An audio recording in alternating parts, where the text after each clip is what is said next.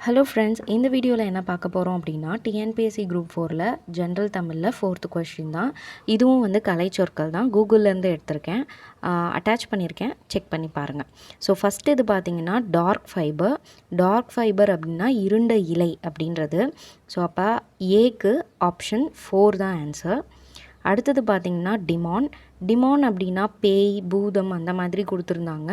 But Cambridge டிக்ஷனரியில் மட்டும்தான் கற்பவர் அகராதி அப்படின்னு இருந்துச்சு. ஸோ இதுக்கு பின்னணி நிரலாக இருக்கலாம்.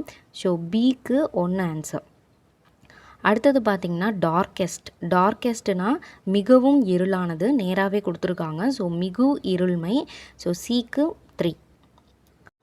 ஸோ 4th ஒன் பார்த்திங்கன்னா டென்சிட்டினா அடர்த்தி. ஸோ நமக்கு ஓவராலாக ஆன்சர் என்ன அப்படின்னு பார்த்தோன்னா ஆப்ஷன் பி 4132 தான் ஆன்சர்.